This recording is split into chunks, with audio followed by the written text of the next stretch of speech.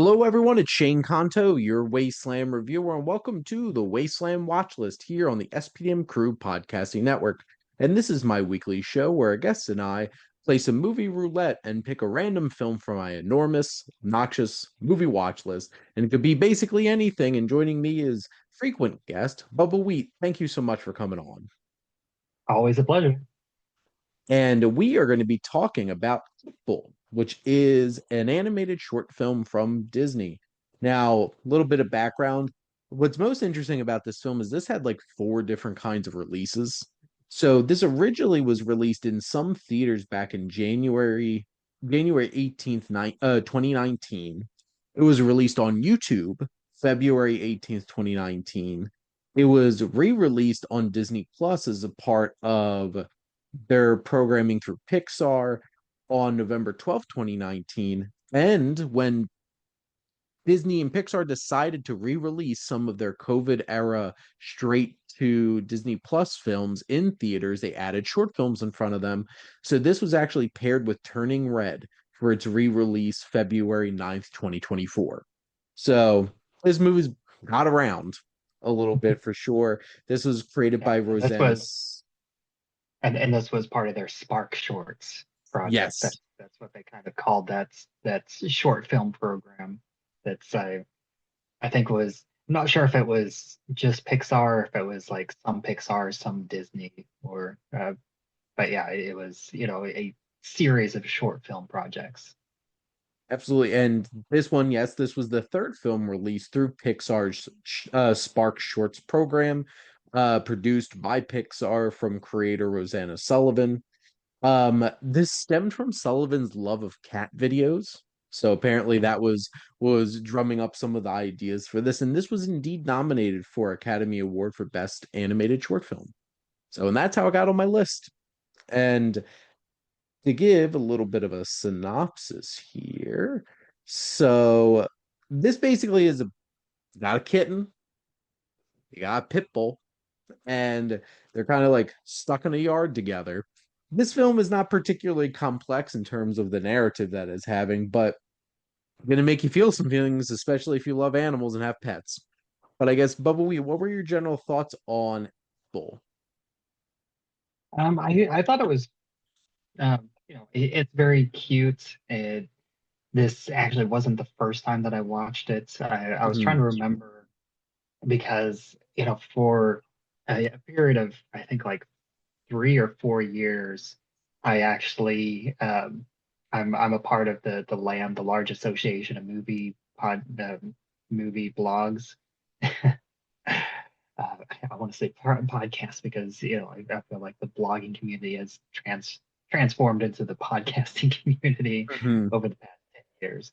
But yeah, the large association of movie blogs, and they for several years they did an Oscar feature where they would have reach out to members to do articles on all the Best Picture nominees and all of the kind of nominated categories. And so for a series of years, I volunteered and I wrote about the Oscar nominated short films. Okay. And I don't remember if this was during that period or if it was afterwards.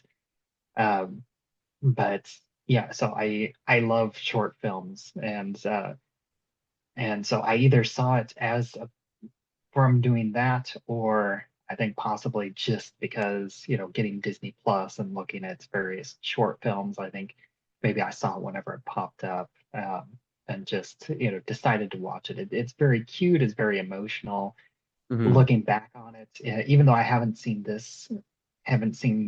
uh, this other film, it reminds me of what I've heard about Flow, the recent animated Mhm. film, because there is no dialogue either, which is, you know, not uncommon in short films and animated short films as well. But yeah, I thought it was great. I really enjoyed it both times that I watched it. It was nice revisiting it.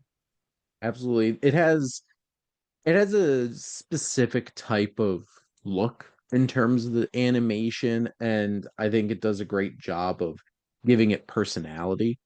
In terms of creating these two critters, the little cat, little kitten, and this pit bull. And you don't have to do a whole lot to evoke emotion from a story like this for sure.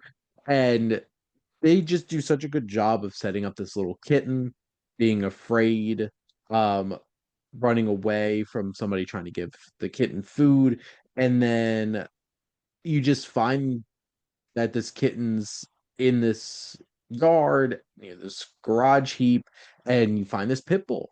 And you could tell like the kitten right off the bat's pretty scared of this dog.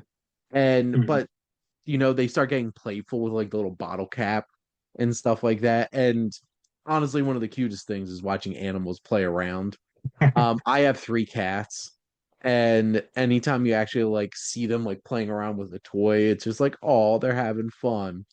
Um, and that's like, oh, you get that melting moment, and then you get that unfortunate moment where like the cat gets stuck in the plastic, and you're like, nothing better happened to this cat.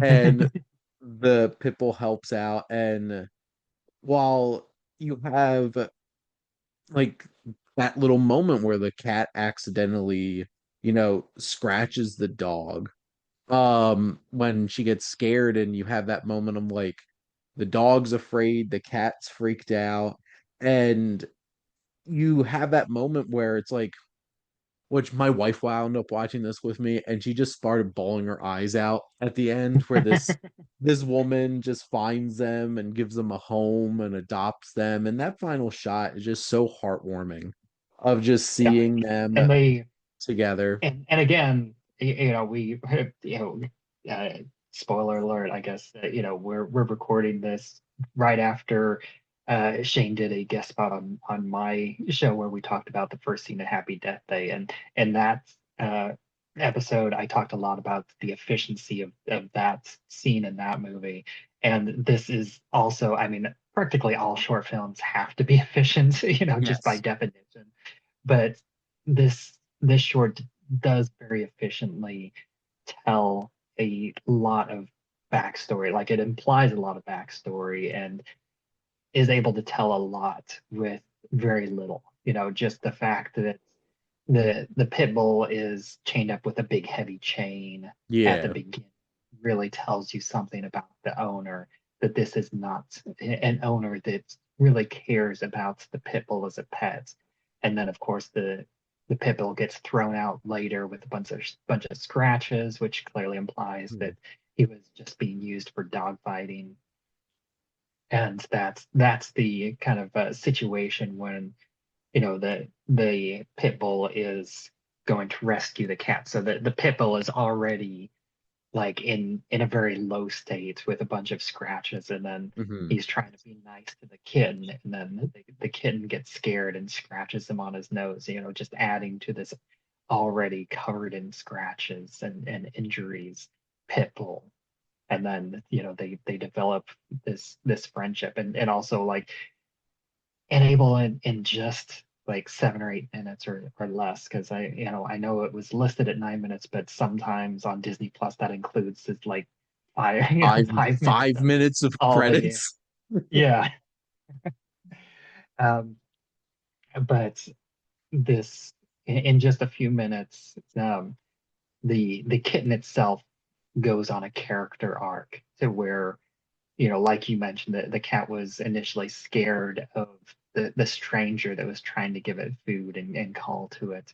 And then over the course of the short film, he's able to overcome the fear and befriend this pit bull. And then because of that interaction, that's able to allow the kitten to befriend the human, and at the Hmm. end, with with much better results. Well, I mean, And with good results on both sides, befriending the pit bull and befriending the human at the end. I know my wife's immediately like, yeah, I would have been that woman who just brought these two random animals home, and husband's just like, okay. Like, because my wife is the kind of person like I'm like, we have a maximum of three non-human life forms in this house. We have reached maximum. And like I love our cats. I also sometimes hate our cats because cats are generally like super adorable, then also little demons at the same time, and also Yeah. like a little bit evil. Uh, but that Yes, just be there is a reason that we have one cat, and I name and like our cat's name is Paz, which is short for Pazuzu. yep, that's about right. And like I think this film is so sweet too because just the connotation around pit bulls, and a lot of people just think they're violent, mean dogs. It's just like, no, people do that to them. And like obviously this poor dog was being abused and taken advantage of, and it's just such a beautiful moment at the end where it's just like they found a family that's going to really care for them. And Yeah. so just trigger warning for anybody who gets really emotional about animal stuff. Like this this 8 minutes is gonna hit you. It's definitely gonna hit you. You're gonna have some feelings for sure. Yes, very much so. It really hits that emotional trigger, and in a very powerful, surprisingly powerful for a short film. Absolutely. Yes, but wait, did you have anything else you wanted to add? No, I don't think so. It's fun. It's short. It's sweet. It's emotional. It's very well done. I really enjoyed it. It's a beautiful little film, and you can check it out right now on Disney Plus. But thank you so much for coming on and chatting movies with me. Absolutely. And thank all of you for listening. Make sure to like, comment, and share on this episode. What's your favorite Disney short or Pixar short that you love going back to? I always loved Jerry's Game when I was a kid. That little chess match between the old man and himself. That was a fun one for sure. Pretty sure that was before Bug's Life, and which is why I watched it all the time because I watched a Bug's Life a lot as a child. And make sure to follow or subscribe wherever you listen to your podcast. The SPN Crew Podcasting Network is ever expanding. And there's plenty of great shows with all different types of interests, especially if you love movies. There's a lot of that. But if you want to join the crew as a guest on a show like this, or if you want to start your own podcast, reach out to us on our website.